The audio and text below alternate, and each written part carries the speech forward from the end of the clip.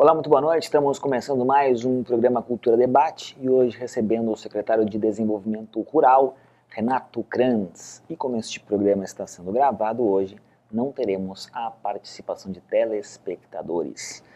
Muito boa noite, secretário. Boa noite, Leandro. Boa noite aos telespectadores da nossa TV Cultura. Fazia tempo que não conversávamos, né? Bastante tempo, né? Eu fiz um retiro, me retirei para ver o ambiente, né? Esperando que as coisas pudessem melhorar para a nossa cidade, né? Fizemos um trabalho de bastidores, muito importante, eu acho, para a nossa cidade, e que, felizmente, as coisas aos poucos vão retomando a sua naturalidade, aquilo que a cidade precisa, o nosso município precisa. Nesse retiro, o que o senhor aprendeu com a política? O que o senhor observou da política, do que deve e do que não deve ser feito? Eu aprendi que a política, e a política está no meu sangue há mais de 30 anos de militância político-partidária, participando de diversas ações na comunidade. E uma das coisas que eu aprendi nesses 30 anos, e evidentemente que dentro desses 30 anos faz parte essa minha retirada estratégica, vamos dizer assim, das ações de frente e mais para os bastidores, foi de que a política é a única forma de transformar a sociedade. A política séria, a política quando ela é feita com amor pelas pessoas, para a cidadania, quando a política é feita, Leandro, para o bem da comunidade. É a única forma, não existe outra, a não ser que a gente vá para uma revolução armada. E esta nós não queremos, nós não precisamos dela, porque nós somos seres humanos, nós somos inteligentes, nós temos a inteligência, e o debate, a discussão, o discernimento faz com que a gente possa avançar naquilo que é mais importante para o bem da sociedade. O senhor entende então que para combater essa política que é tão rejeitada, que é tão criticada, só com mais política e uma política de melhor qualidade? Com absoluta certeza, com pessoas de bem na política.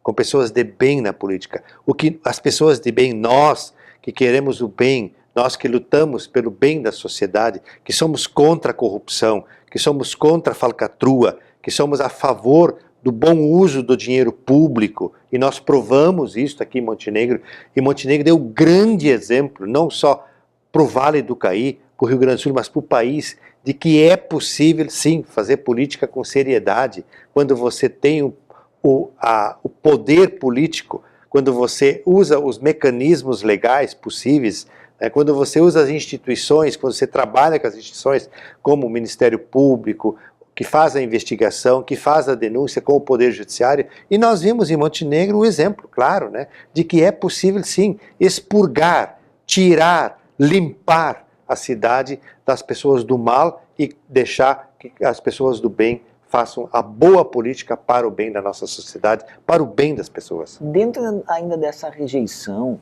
que a gente vê hoje na política, surpreende quando o senhor vê um número cada vez maior de pessoas com saudade da ditadura e pensando que o caminho seria só através dos militares?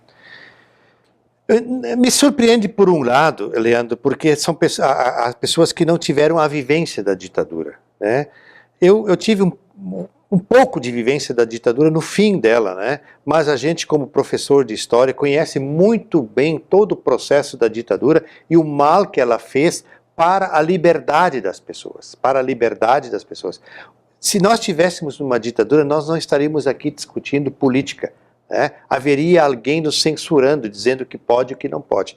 Então eu vejo, sobre esse aspecto, de que a política, a saudade da ditadura, ela tem um aspecto muito negativo, porque a política tanto faz uma ditadura de direita como uma ditadura de esquerda, comunismo, são ditaduras de esquerda, elas só fazem mal para a sociedade, é muito ruim para a sociedade. A melhor forma de nós resolvermos os nossos problemas é através da democracia, através da liberdade, onde todos podem agir de forma livre, com responsabilidade no cumprimento das leis. Eu sei que nós precisamos aprender muito, Nós somos uma democracia muito jovem. A nossa Constituição democrática, a última nossa Constituição, ela é de 88. Então nós temos muito que aprender ainda. São gerações que precisam passar por processos democráticos de muitos anos ainda, para que a gente consiga entender de que a única forma a única forma de nós resolvermos as mazelas da sociedade é através do diálogo, é através da democracia, é através da liberdade. Penso que é possível, sim. Nós vamos atingir a maioridade através do tempo, através da vivência democrática. E nada melhor do que o debate, a discussão. Governos fortes, sim. Governos fortes são necessários. Nós não podemos ter governos fracos. Precisamos ter governos fortes, mas não ditadura. O senhor assume a Secretaria de Desenvolvimento Rural, que nada mais trocou de nome, né? Mas lá em 2005 era a Secretaria de Agricultura, quando então no começo do governo Percival, o senhor foi secretário então da Agricultura. Naquele período eu me lembro bem que havia uma grande expectativa do setor, porque Montenegro está muito para trás. Outros municípios, todos praticamente do Vale do Caí, que apostavam, que investiam em produção primária, já tinham, por exemplo, programas de incentivo, de troca de notas por bônus. Em Montenegro não tinha nada. O senhor começou aquele trabalho. Agora, né, são 13 anos depois, o senhor acha que aquele trabalho teve continuidade? Em que contexto o senhor assume a pasta dessa vez? Em 2005, quando nós assumimos a Secretaria de Agricultura e Meio Ambiente na época, nós fizemos a municipalização ambiental, ou seja, toda a questão ambiental passou a ser responsabilidade do município e posteriormente se criou a Secretaria do Meio Ambiente. E se separou, também se retirou a Secretaria, a SMIC. Todo o programa que tinha na época era uma secretaria só e nós separamos e criamos uma Secretaria de Desenvolvimento. O programa que nós criamos em 2005 chama-se Programa de Desenvolvimento Rural, por isso passou a ser a chamada Secretaria de Desenvolvimento Rural em 2009. Mas o que nós criamos naquela época, todos os programas, eles estão ainda sendo executados. Alguns com mais força, outros menos. E alguma coisa foi sendo desfigurada durante esse período, né? E que o atual prefeito Cadu, quando me deu a responsabilidade da secretaria, ele disse assim, professor, eu quero que o senhor olhe com muita atenção a palavra desenvolvimento. E nós, na época, e eu tenho essa consciência e tenho o entendimento, Leandro e telespectadores, de que a única forma de nós podermos manter um homem no campo, produzindo, gerando riqueza e renda, é através do desenvolvimento da propriedade. A propriedade rural, ela tem que ser vista como um empreendimento. E o produtor, ele precisa ser um empreendedor. E por isso, a prefeitura é o indutor desse desenvolvimento. Os programas que existem, desde do programa mais simples que vai atingir, por exemplo, o acesso à propriedade, até um programa mais complexo, por exemplo, de produção da avicultura, da suinocultura, da piscicultura, ou outros programas, todos eles, né, eles têm o objetivo de criar mecanismos, estrutura capaz de fazer com que aquela propriedade tenha renda. Eu sempre digo que o ideal da pequena propriedade familiar é que o produtor tenha no mínimo 3 a 5 atividades que possam desenvolver e gerar renda e riqueza dentro da propriedade. A nossa região, ela é muito próspera em produção de alimento, e alimento produzido de forma muito rápida, né? Nós temos a citricultura, nós temos a suinocultura, nós temos a avicultura, nós temos a silvicultura através da acácia e do eucalipto, nós temos o gado leiteiro, nós temos possibilidade da hortifrutigranjeiros, da horticultura, né? Então, e isto tudo é possível para nós produzirmos e vendermos na própria comunidade, no próprio município, ou um centro maior que é Porto Alegre. Então nós temos muitos produtores que se deslocam sábado e domingo em feiras em Porto Alegre. E esses produtores precisam ser incentivados, assim como nós temos a nossa Casa do Produtor. Porque o Programa de Desenvolvimento Rural, ele linka a produção com a comercialização do produto. Então nós precisamos sim, nós temos hoje, Leandro, para você ter uma ideia, falta de produto, né, na casa do produtor. Muito do que nós consumimos ainda na nossa cidade, que nós buscamos nos mercados, vem da Ceasa. Ou seja, se transporta para lá, vem de outros municípios e nós trazemos para Montenegro. Ora, é um nicho de econômico que nós podemos desenvolver muito ainda. É uma questão relacionada também à merenda escolar, né? Que volta e meia se questiona. Por que não compram mais dos nossos Exatamente. produtores? Nós, Leandro, nós implantamos na época, aí já como secretário da Educação, e o próprio Ministério, através da Educação, através do FNDE, do PNAT, que é o Programa de Desenvolvimento da Alimentação Escolar, o que ele determina? Que 30% do recurso federal que vem para a alimentação escolar, ele tem que ser aplicado na agricultura familiar, assentados ou quilombolas.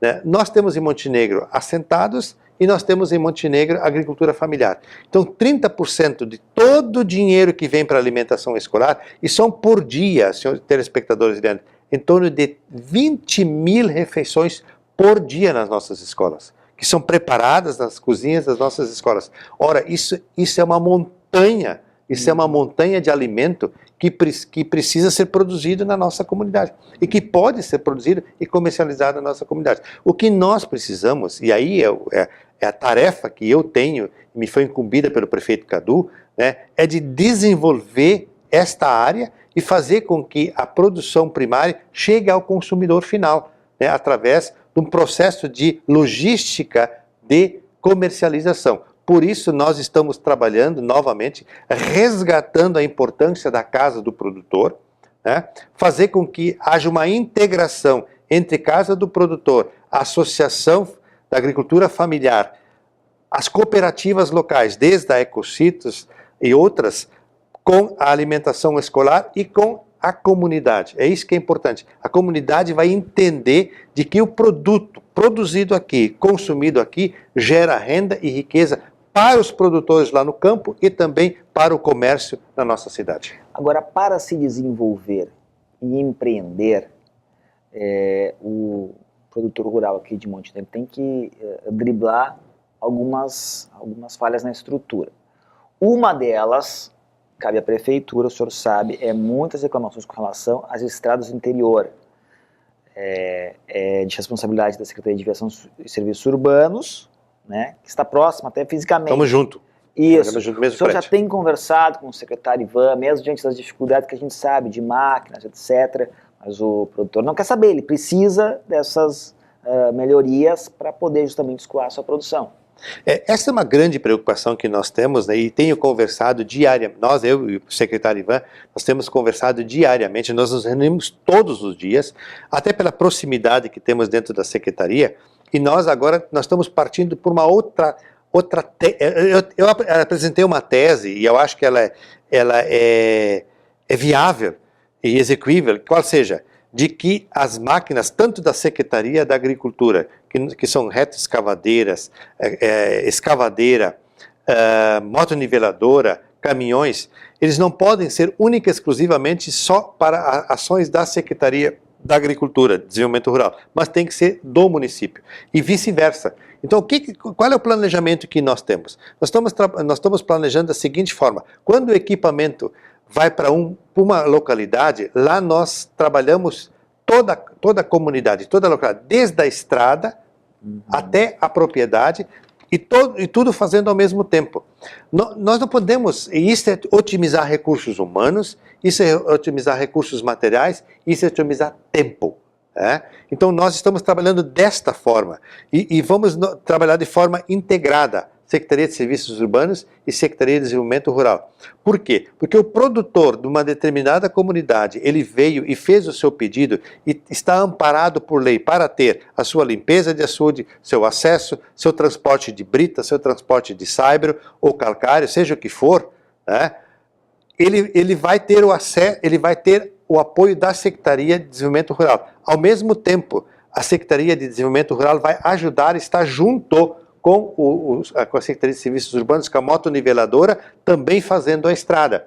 Quando chega naquela propriedade, ela vai lá para dentro e faz a parte da propriedade. E volta e continua fazendo a estrada. E assim nós vamos indo, fazendo aquela estrada até o fim e atendendo todos os produtores daquela região. Isto eu acho que é racional, é salutar e execuí-lo nesse primeiro momento. Estamos com dificuldades de equipamento, muito. Né? Isso me entristeceu muito quando cheguei na secretaria, vendo o parque de máquinas totalmente deteriorado. Está muito pior do que aquela outra vez que o senhor Muito pior, muito pior. Aí, eu vou dizer assim, eu acho que a gente não tem que reclamar, a gente tem que fazer. Né? E eu sou muito de agir. Então eu fiz um levantamento, checklist já, de todos os equipamentos que são de responsabilidade de manutenção da Secretaria de Desenvolvimento Rural, e nós estamos trabalhando um por um, veículo por veículo, equipamento por equipamento. Falando em máquinas, já que o senhor fez parte do governo Percival, o senhor acha que um dos problemas, ou uma das coisas que o senhor, se colocando na posição de governo, acha que foi um erro, foi ter comprado as polêmicas máquinas chinesas? Eu diria assim, que naquele momento era o que era possível comprar. Era possível comprar. Por quê? Mas daí não é o caso que o famoso barato sai caro? Não. As máquinas... Qual é o problema das máquinas chinesas? Elas são usadas por mais de 100 prefeituras do estado do Rio Grande do Sul. Mais de 100 prefeituras têm as máquinas chinesas. E eu conversei com um engenheiro mecânico que esteve na China, trabalhou nessa empresa que produz essas máquinas, e essas máquinas são usadas por empresas no Brasil todo, no mundo todo. A questão toda é uma questão de conhecimento. A própria oficina diz que as máquinas são boas. Os próprios mecânicos dizem que as máquinas são boas. Elas estão lá. Paradas, pelo menos uma está parada. Há um ranço, se criou um ranço em torno disso, um ranço político em torno disso, e se fez um cavalo de Troia, de batalha em cima dessas máquinas, no sentido político. Eu não vejo problema nenhum dessas máquinas em elas trabalhar. A pá carregadeira funciona perfeitamente, a moto niveladora funciona perfeitamente, está lá, não estava funcionando porque o prefeito pediu para parar, segurá-la um pouco, por uma questão, parece que havia um processo no Ministério Público, agora ela está sendo liberada, ela vai trabalhar, normalmente é uma máquina forte, uma máquina que tem condições de trabalhar, uma máquina boa, né? E a reta escavadeira trabalha dentro da própria secretaria lá, que precisa ter uma reta escavadeira lá dentro da secretaria trabalhando. Então, as três máquinas têm condições de trabalhar, as três. Há uma má vontade política com relação às três máquinas, né? E se tentou buscar muito mais uma batalha política do que, na verdade, a verdade sobre as máquinas chinesas. De parte de opositores do governo de opositores, né, ao governo Percival. E eu acho que na época talvez se errou no sentido de não saber lidar muito bem com a situação política da época, né? Me lembro, o vereador tirou fotos e fez todo uma mídia em cima disso, né? Eu acho que se tivesse talvez explicado melhor, tivesse dado a oportunidade de ver as máquinas trabalhando, eu acho que o conceito teria sido outro, né? Então se criou um mito em cima dessas máquinas e elas são perfeitamente, e são boas as máquinas para trabalhar. Nós tivemos dois processos, numa história recente em Montenegro, dois processos de impeachment. No impeachment do ex-prefeito Paulo Azeredo, o senhor era vereador. E no impeachment agora do ex-prefeito Aldana, muito se acredita ao senhor pelo seu trabalho, como quem denunciou, quem acompanhou o caso de perto, né? Então, que os dois impeachments tiveram muito a marca do Renato Krantz. O senhor assume isso? Isso lhe incomoda? Não me incomoda sob hipótese alguma, porque eu sou pela verdade, eu sou pelo que é certo na coisa pública. Né? Não pode existir desvio de dinheiro público. O dinheiro é do cidadão que está nos ouvindo, o dinheiro é dos impostos que nós pagamos, e eu, como vereador, tinha a obrigação constitucional e legal de fazer a fiscalização dos atos do Poder Executivo, como os outros 9 vereadores.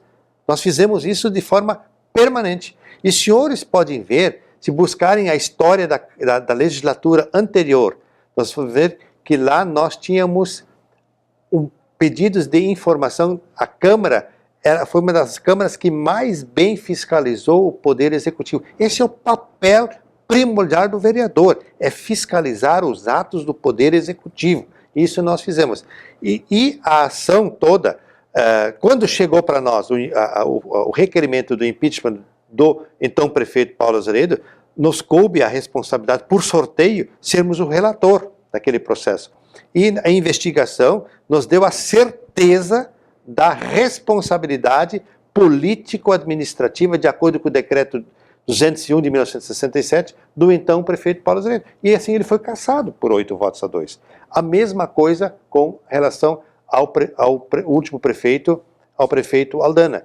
Nós tínhamos a convicção, a certeza de que os atos eram atos ímprobos, atos de política administrativos condenáveis, né, pelo processo, a tal ponto que o próprio Ministério Público pediu o afastamento do prefeito, e ele foi afastado por 180 dias, né, e os vereadores, por 9-1, acolheram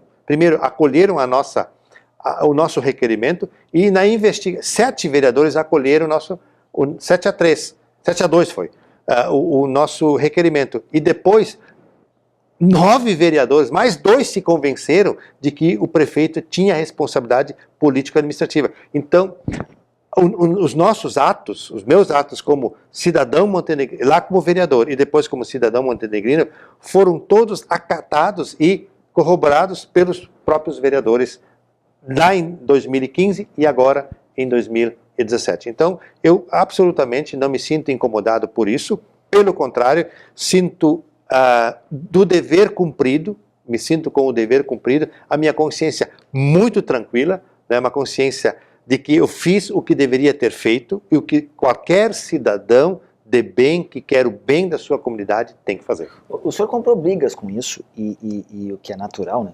E justamente os seus opositores acabaram divulgando também alguns trechos da Operação Ibiaçá que aparece o seu nome ali numa conversa.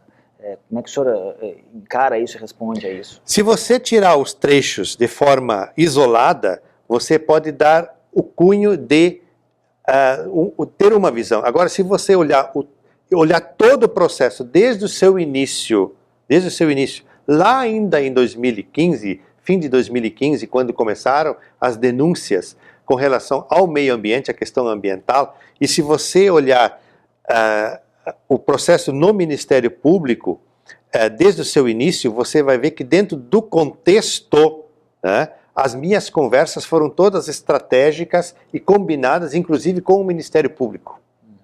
Então foram questões que nós combinamos, porque o Ministério Público precisava, porque a grande questão... Uma jogada ensaiada? Não era jogada ensaiada, era uma questão que nós tínhamos que buscar provas do envolvimento do prefeito Aldana no processo. E era grande dúvida, era do próprio Ministério Público, e quando o Ministério Público me chamava, eles me questionavam, porque eu como vereador, eu buscava as informações. O Ministério Público não conseguia buscar aonde que o prefeito estava envolvido, mas o Ministério Público já tinha a certeza, a convicção de todos os envolvimentos dos assessores do prefeito, mas parece que o prefeito estava imune. E numa determinada conversa eu consegui a provocação, né? E aí tu usa uma estratégia chamada maiêutica, a filosofia me ensinou isso, né? O que é maiêutica socrática? Ela vai tu vai conversando e vai fazendo com que a verdade nasça do próprio interlocutor.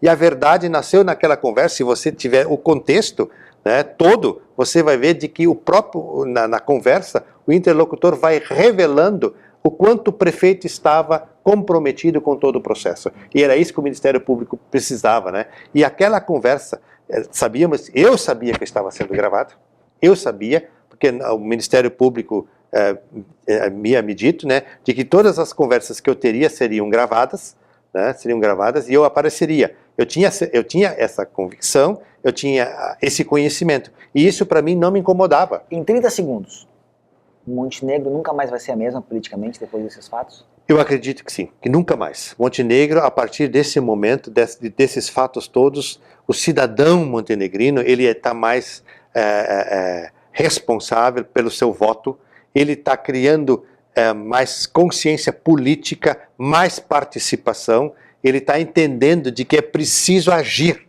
né? E agir através do voto e agir através da participação política. E aí eu convoco o cidadão montenegrino, não interessa qual partido que for, mas participe, se informe, né? Não vá atrás de fofoca de rede social, né? Mas procure partidos, procure participar na Câmara de Vereadores, procure se informar através dos meios de comunicação que são a TV Cultura, os jornais locais, que são as rádios locais, que dão a verdadeira informação, não são os fake news, né, mas dão a verdadeira informação sobre aquilo que realmente é a verdade no nosso município. Obrigado, secretário, desejo sucesso. Muito obrigado e uma boa noite aos nossos telespectadores. Ficamos por aqui. O programa Cultura Debate volta semana que vem, terça às 8 da noite. Até lá!